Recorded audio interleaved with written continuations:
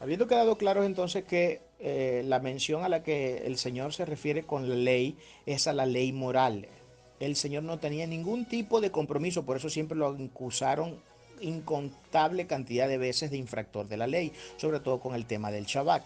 ¿Por qué? Porque lo que él incumpliera en las reglas y regulaciones que los judíos habían puesto por mandatos especulativos y prescriptivos de su tradición oral, más no de lo escrito.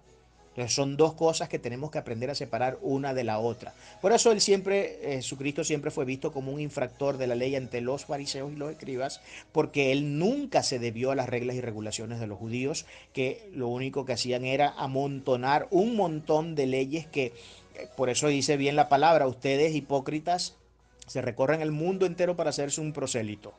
Y una vez que al fin logran conseguir a alguien que sea capaz de creer las locuras que ustedes enseñan, lo hacen dos veces más hijo del infierno, del diablo, dicen algunas otras versiones, de lo que era al principio. Porque es que eso es lo que lleva la promulgación de la ley humana. La ley humana en ese sentido, ¿no? De la jurisprudencia judía. Lo que hacía era a través de todo ese tradicionalismo oral y religioso, eh, eh, este, que era rayaba, por supuesto, bueno, no rayaba, era completamente fanático, lo que hacía era convertir a las personas o hacía que las personas se alejaran aún mucho más de la palabra del Señor. Entonces la afirmación mesiánica es a los mandamientos, mandamientos que están vigentes, una ley moral a la que no podemos añadirle ni quitarle, porque el que lo haga, como lo decía hace un rato, será llamado pequeño en el reino de los cielos. Y ya les había dicho que la palabra pequeño contrasta abiertamente y presenta una actitud de total rebelión ante la grandeza de el sistema de creencias que nosotros tenemos que llamamos fe cristiana, porque desde Dios hasta todo lo que Dios ha pronunciado ostenta grandeza, ostenta majestuosidad, ostenta lo más sublime, lo más hermoso y lo más perfecto que cualquiera de nosotros podemos ver, que podemos estudiar y que podemos, con lo que podemos experimentar en nuestra vida. Así que no nos engañemos, hermanos, tengamos mucho cuidado con estas doctrinas que hoy lamentablemente lo único que buscan es hacer que nuestra vista se nuble cada vez más, de que los sesgos crezcan cada vez más, sesgos por supuesto que nos llevan siempre a tergiversar toda la palabra del Señor. Esos 10 mandamientos, pero además de los 10 mandamientos, vuelvo y repito, Jesucristo elevó el estándar de los mandamientos. Ahora, yo quiero que entendamos esto acá. Me es necesario explicar acá algunas cuantas cosas. Cuando digo que Él elevó el estándar de los mandamientos, no es que los elevó en el sentido de que los mandamientos de forma natural en el momento que se expresaron ya no tenían la suficiente elevación que necesitaban. No, no. Ellos tuvieron la elevación siempre que Dios naturalmente imprimió en ellos. El problema es que todas estas reglas y regulaciones judías que pertenecen a la tradición oral fueron las que hicieron que la ley se degradara. ¿Por qué? Porque luego cuando nosotros estudiamos el sistema judaico nos vamos a dar cuenta que ellos buscan cumplir más y les parece incluso mucho más importante. Y en algunas de las sectas judías esto está absolutamente claro. Esto no es algo que lo hacen subliminalmente o que tratan de ponerse una careta. No, no, no. Hay algunos que lo dicen de manera muy abierta. Para ellos muchas veces el Talmud es mucho más importante que las mismas leyes que Dios le entregó a Moisés. Y eso es un problema gravísimo.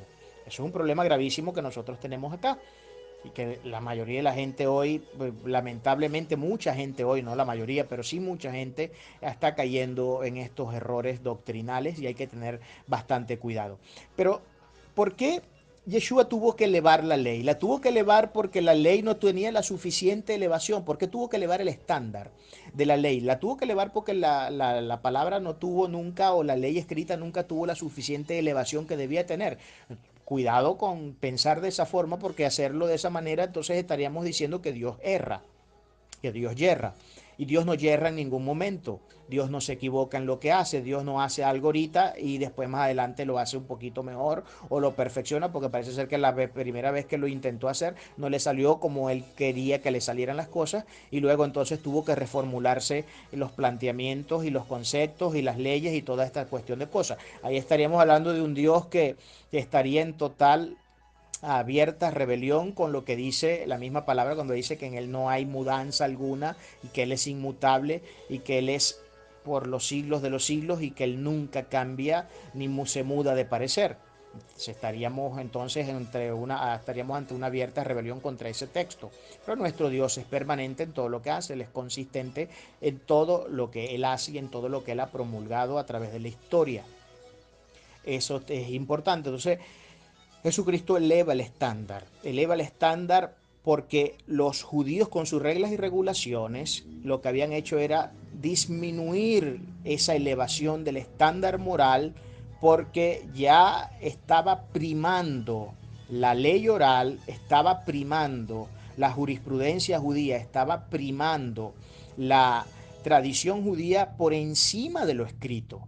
Por eso nuestro Señor se ve en la laboriosa eh, y por supuesto honrosa responsabilidad de tener que llevar nuevamente a su elevación natural el estándar. Pero fíjense que él comienza a hacer unos planteamientos que por supuesto no los vemos en el Antiguo Testamento, pero que por implicación lógica los vemos, solo que no se expresaron de esa manera particular como si lo hace el Mesías, porque acuérdense que todo lo que tenemos en el Antiguo Testamento es sombra y tipo de lo que vendría a ser en el Nuevo Testamento. Es lógico pensar que en el Antiguo Testamento no fuera revelado todo, por lo menos en el Antiguo Testamento no se revela que la ley se cumple en el amor. Eso es algo que nosotros los vemos y lo conocemos por los labios de nuestro Señor Jesucristo, que la ley se cumple en el amor número uno hacia Dios por sobre todas las cosas y en el amor al prójimo, así como nos amamos a nosotros mismos. En todo eso se cumple la ley y los profetas, dice nuestro Señor, de manera que sus apelaciones son constantemente siempre al cumplimiento de la ley. En ningún momento Él está negando la ley, en ningún momento nuestro Señor está diciendo que eso está caduco y que yo no debo ir al Antiguo Testamento.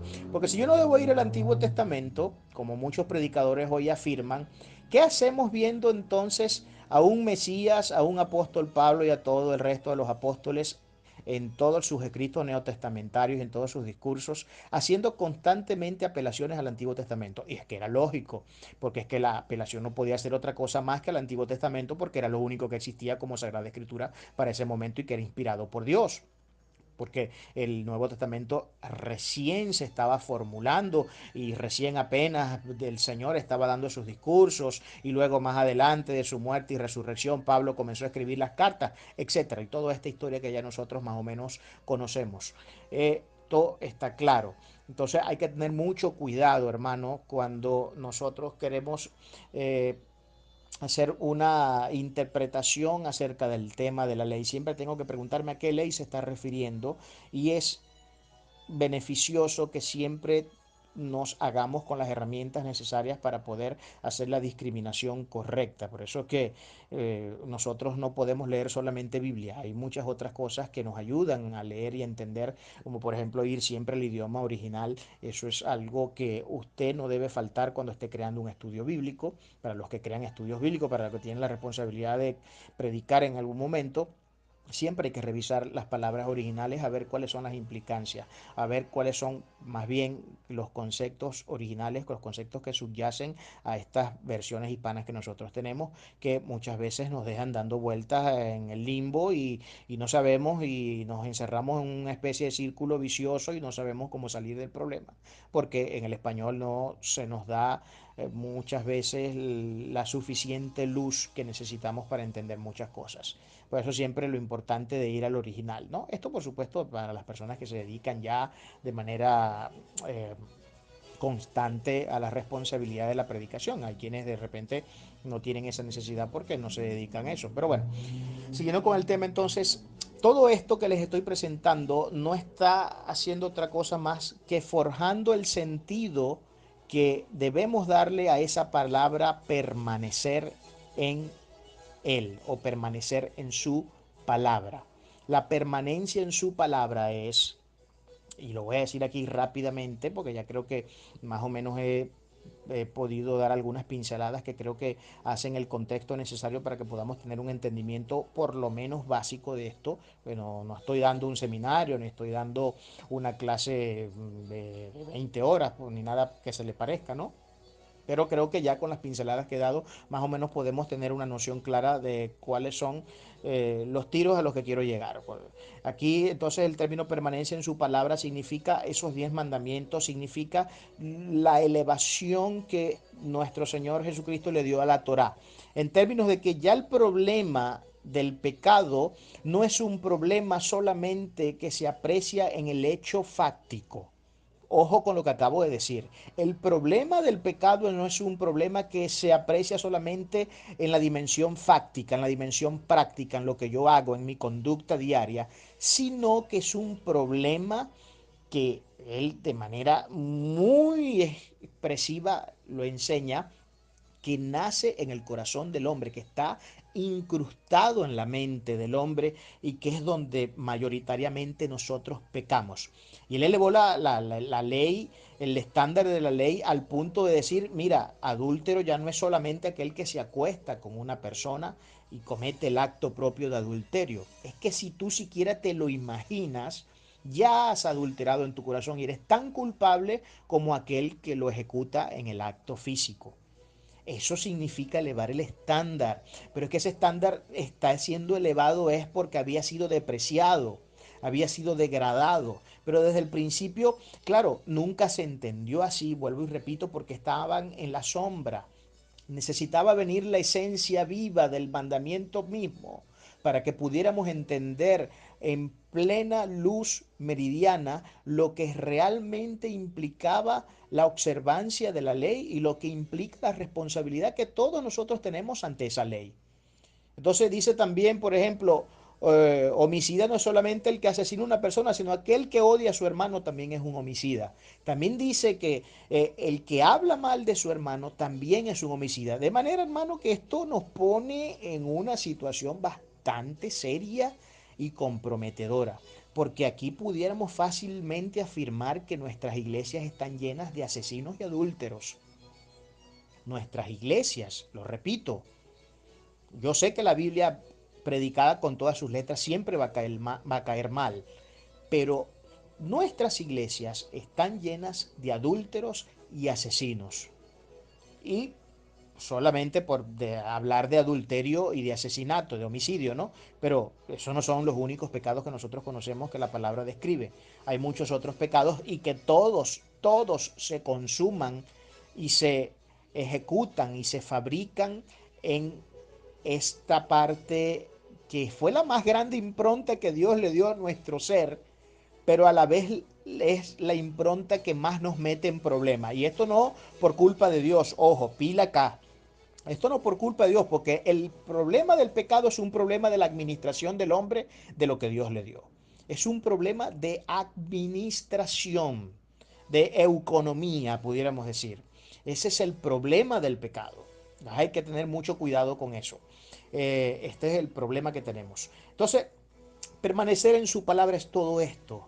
Fíjense que no es, no se nos está exigiendo cosas triviales, no hay una exigencia que peca de trivialismo, de, de simplismo. No, es que acuérdense que la palabra de Dios, siempre lo digo, la palabra de Dios está entretejida, es como especie de una malla que está entretejida y que una vez que un hilito salta y yo agarro ese hilo y comienzo a alarlo, puedo deshilachar toda la malla. Así sucede con la palabra de Dios. Hay que tener mucho cuidado cuando sacamos las cosas de su contexto, porque no sabemos que nos estamos arrastrando una serie de conceptos y de doctrinas que una vez que comenzamos a deshilachar la palabra, vamos a tener luego eh, una conclusión bastante lamentable porque nos vamos a encontrar con una realidad luego donde nos hemos puesto de enemigos directos, abiertamente y deliberadamente de la palabra del Señor. Porque la mayor parte de estos actos ocurren de manera deliberada. No se cree usted que la mayor parte de estos actos ocurren simplemente por el hecho de que hay mucha ignorancia en el pueblo, cosa que nosotros no podemos de ninguna manera omitir, ¿no? Porque el sol no se puede tapar con un dedo. Por supuesto que hay una ignorancia que raya el 96%, aproximadamente 97% de las personas que dicen ser cristianas evangélicas, eso está claro, pero también hay una parte que está completamente deliberada y que fabrica de manera deliberada, valga la redundancia, la iniquidad, fabrica la malicia, fabrica las malas acciones. Y en esto hay que tener mucho cuidado.